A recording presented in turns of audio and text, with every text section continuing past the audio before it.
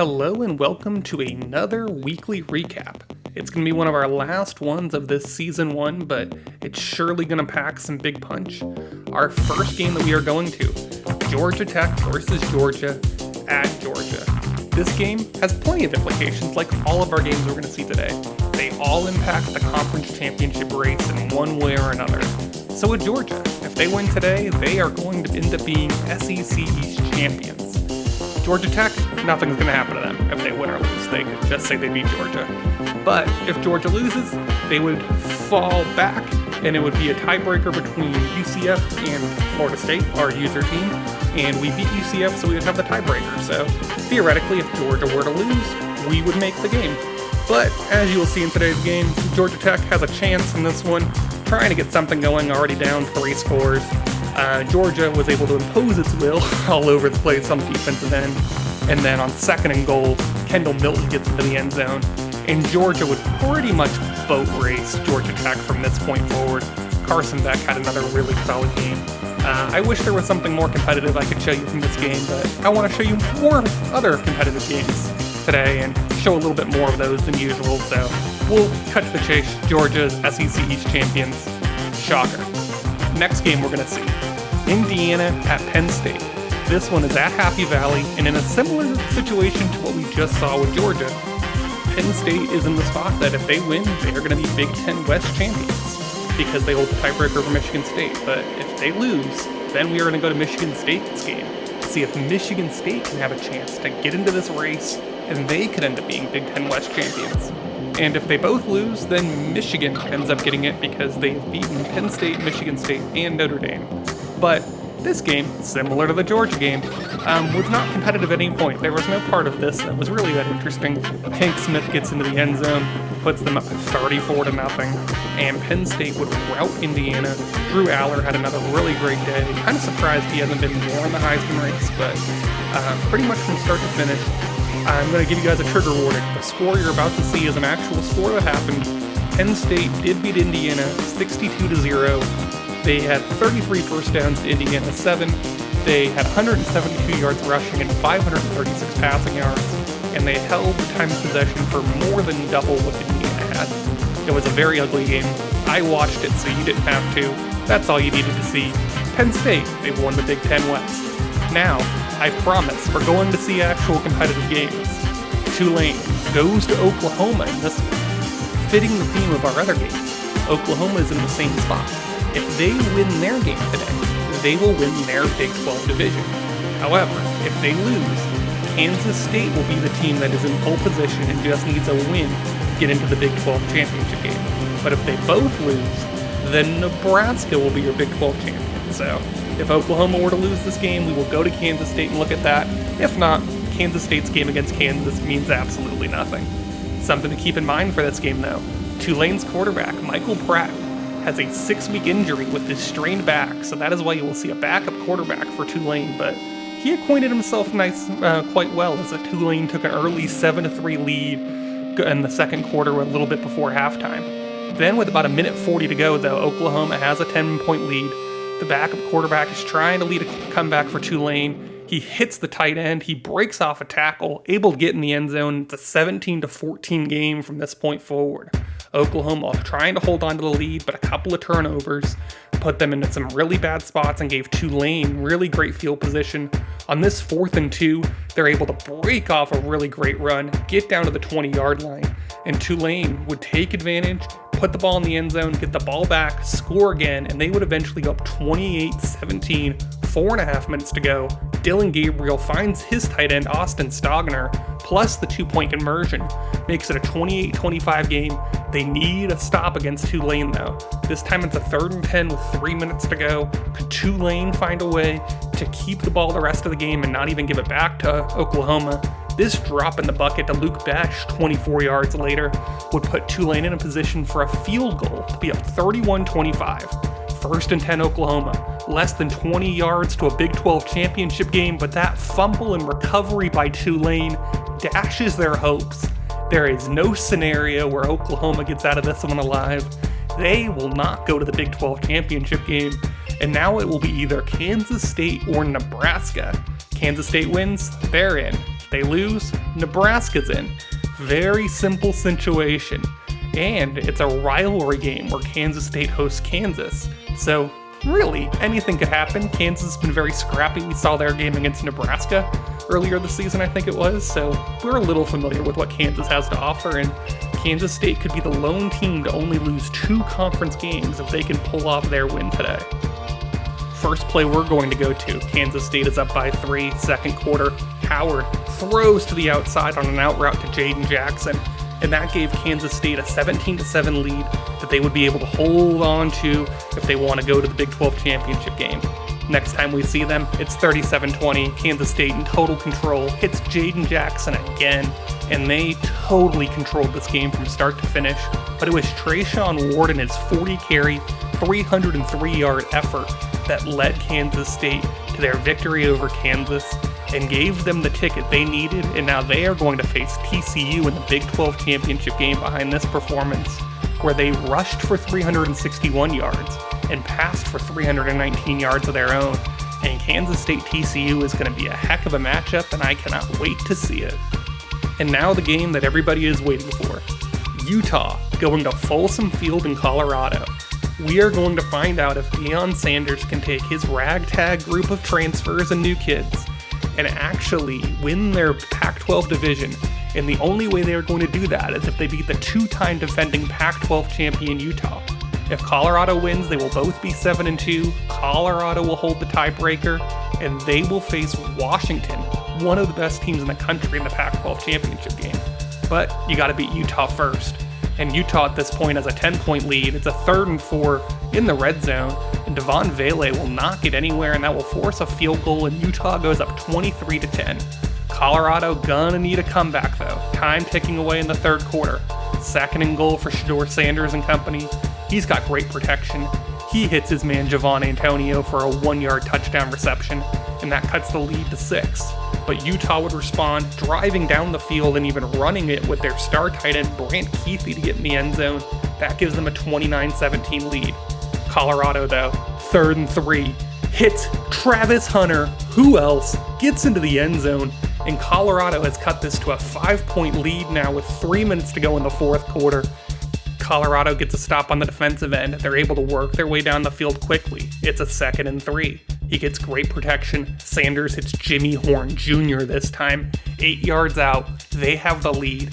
They just need to hold it if they want to be the representative for the Pac-12. They get the ball back again. A chance to ice the game on 3rd and 10. A conversion here would end the game. Comes up short for Jimmy Horn Jr. They have to give the ball back to Utah. And now this is Utah's last chance. No timeouts. Minute 20 to go. Down by 3. Their backup quarterback, Bryson Barnes, hits the star tight end Brant Kuithe down to the 35-yard line. And now they are in conceivable field goal range. They just need to work their way there. 3rd and 3 for Utah. A conversion here would really help them in terms of making this a more makeable field goal. He gets great protection as well. Drops it off to Bernard. He gets 4 when you need 3. Now it's a 1st down Utah. 50 seconds to go. Maybe a touchdown to win this game. Let's see how they play it out. It's a snap to him. Bryson Barnes looks. Decent protection. Throws out to the left, and it's picked off by Omarion Cooper for Colorado. And he will run this back quite a ways. It doesn't matter though, because this signs, seals, and delivers Colorado's ticket to the Pac-12 championship game. They are going to face one of the best teams in the country in Washington. And remember, if you win one of the Big 4 conferences, it is your automatic berth to the college football playoff. So Colorado is going to be one of 8 teams with a chance to win the national championship going into next week. Let that sink in. Shedeur Sanders and company have led this team all the way here. They have pulled off plenty of upsets. Why can't they beat Washington? We're going to have to find out. Now, let's take a look at a few other games across the country. In the SEC, Ole Miss beat Mississippi State in the Egg Bowl, and they got their 6th win in bowl eligibility. Congrats to the Rebels. UCF beat USF 42-21. Then, as we saw earlier, Georgia beat Georgia Tech 42-7. Pretty much an expected result. LSU beat Texas A&M 41-9. LSU gets their 9th win of the season. Miami gets their 7th win of the season with a 36-27 win over NC State, who will not be going bowling. Alabama finishes off a 7-5 campaign with a win in the Iron Bowl, so at least they have that rivalry win. North Carolina wins 45-0 over Duke. They're going to be in the SEC championship game this year. And Clemson beats South Carolina 31-28, and you have dueling 4-8 seasons for the two South Carolina schools. Now, let's move over to the Big Ten. Nebraska beats Iowa 38-10 in a now non-conference matchup, but Iowa takes the loss and they fall to 7-5 in this game. Then we have Illinois beating Northwestern 48-19. Glad we didn't watch that game, if I can say that nicely. Wisconsin beats Minnesota 34-7, and Wisconsin finishes off a nice season. There's Penn State's thrashing of Indiana. Michigan State survives a close game against West Virginia 42-35. Notre Dame beats Stanford in a rivalry game 31-14. They get their 8th win of the year. Purdue beats Pittsburgh 23-17 for both of those 5-7 teams, so no bowl eligibility for either one of them. And then Cincinnati wins a 19-7 game. I really have no interest in knowing how Cincinnati got to 19 points. I'm sure it was in the least aesthetically pleasing way possible. Texas wins 45-14. Despite only one loss on the season, Texas has no chance at a national championship. Houston beats SMU 24-7. Those were two teams who went in with 5 wins who needed to win for bowl eligibility. Kansas State beat Kansas. LSU beat Texas A&M, as we saw earlier. There's Tulane's upset over Oklahoma. And then TCU finishes off their perfect Big 12 campaign with a 49-28 win over Baylor. And then our final big conference. Washington State actually beat Washington 24-21. Washington did not play their best players. They're resting up for the conference championship game, but Washington gets an Apple Cup victory, so congrats to them on that moral victory. Oregon beats Oregon State in the Civil War 31-17. BYU beats Fresno State 24-3. USC beats UCLA 31-28. Congrats to Caleb Williams on 9 wins. UNLV beats Colorado State 17-16, and surprise, UNLV won 7 games. Very good for them. There's Colorado's win over Utah 32-29. And then in the Territorial Cup between the two Arizona schools, Arizona State beats Arizona 31-27. Neither team's going bowling. And then this is what our conference championship slate looks like. There's a lot of action there. And then when we do that video, it will actually be the next video on the channel. We are going to see action from all of these conference championship games, even the lesser conference ones. Won't be as much action, but you'll see a ton of action from the big ones, and then a little dose of the other ones, just because we haven't seen them this year. Nobody really emerged as a fun story, so didn't really find the need for that, but we see the big conference matchups of Kansas State, TCU, North Carolina at Georgia, Colorado at Washington, and Penn State at Ohio State. And remember, with this kind of format, they are playing these games on campus at home for those schools, so that will be a big advantage for them, but that's what they get for having the better record, is all that determines that. And I wanted to have that element, so it kind of is like an 18 playoff. So those big conference championship matchups are actually our 8 teams that could possibly win a national championship, and Colorado is actually one of them. So there is that story to at least go off of. So we'll see how they all play out, and then our winners will make up our 4-team playoff, and then I'll bring you that action and probably have our bowl game in between that with Florida State, and we'll see how that goes. Last thing that I wanted to talk about before we go today is give you guys your first actual recruiting update of the season. So I know I haven't shown a lot, but it's because I used real 2024 prospects and tried to get them pretty much committed to where they're actually going to go. That's not the case with every player, but that's why a lot of these will look familiar. But I'm going to run you down our board of who we have. At quarterback, we have Luke Cromanhope, big 6'4" quarterback. He's got some great athleticism. We'll get more into ratings for all these guys when they actually get on campus and you can get invested into them. At running back, we have one of the best running backs in the nation, Cam Davis. As you can tell by his overall, he's a very good running back and should be nice to add to our staple of guys, as we're probably going to lose Trey Benson this season, but he's always a good piece to be able to have another running back. He'll be able to take some carries, and with his ratings, I'll let you know that he has probably a pretty good chance of contributing early on and at least getting in the mix. I don't know if we would actually redshirt him. And then at receiver, we kind of have a pretty similar mix of guys that nobody's super highly rated, but all of these guys could contribute. Loyne McCoy, 6'170", he's a pretty well-balanced receiver all the way around. Elijah Moore is 6'4", 190. He's more of our bigger target, going to throw him some jump balls, he's more of a physical receiver. in the offense for us. And then BJ Gibson is just a pretty solid receiver all the way around. I don't love his ratings, but he's good depth and somebody that by his redshirt sophomore, redshirt junior season could actually be a big contributor on this team. So I still wanted to take quite a few receivers because we're probably going to lose Johnny Wilson, Keon Coleman, and Winston Wright.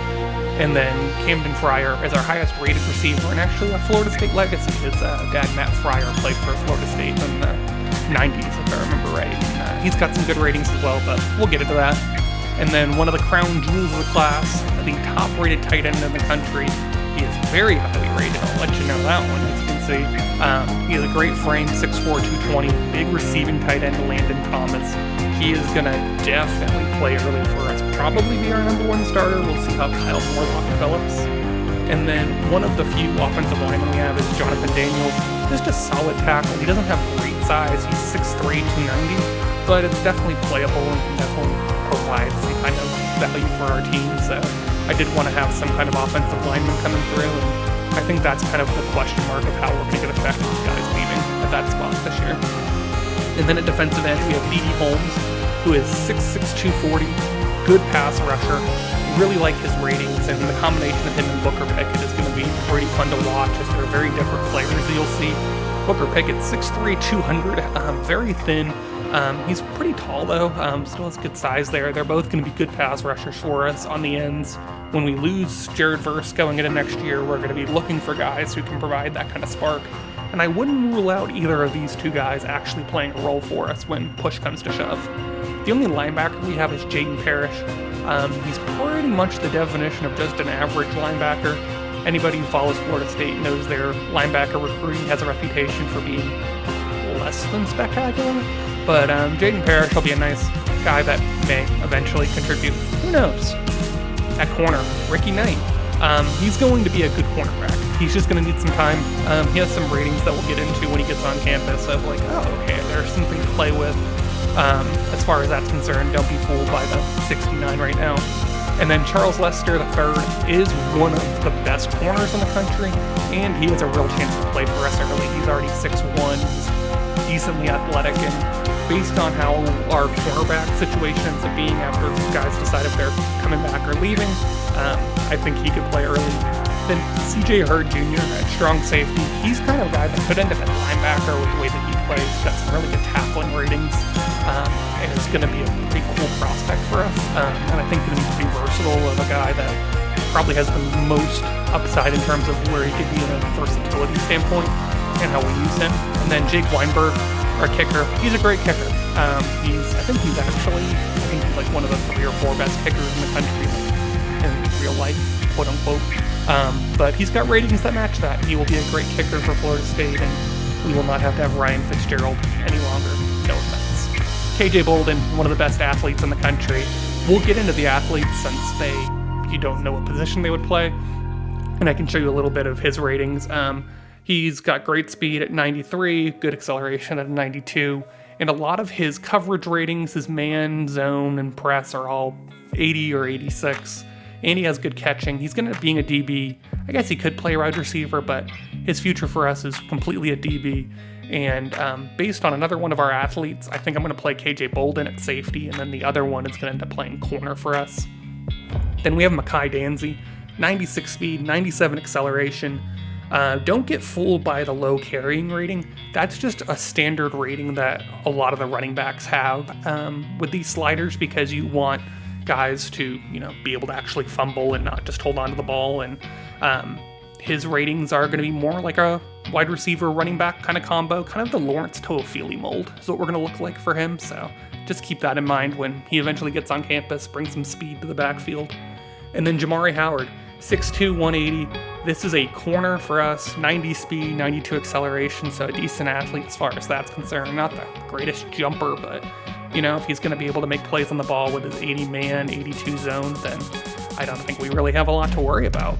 I hope you guys enjoyed that update. I know I haven't shown a lot, but honestly, with recruiting, I wanted to mainly have the real-ish guys, and I wasn't able to completely simulate where guys are going to go, because things are obviously still going to change. So I gave teams that do actually have commitments from guys a really good chance of signing them with like a big lead, and sometimes they just didn't recruit them, and other schools took good players. But we'll get into other teams' classes in the offseason, and we'll see how they did. But our class fares fairly well, we'll just put it that way. And it's going to be a good group of guys to bring in, and then I'll show you kind of my progress on some future recruiting classes and what they're going to look like. I'm going to have some real players from 2025 and 2026, but there's going to be a mix of the Fangs recruiting Overhaul generated guys as well, so it's not just going to be those real guys that are going to have some influence. We'll get some more fictional guys, and then after the 2026 recruiting class, you'll see just completely Fang recruiting classes. But I appreciate everybody tuning in and seeing this recap episode.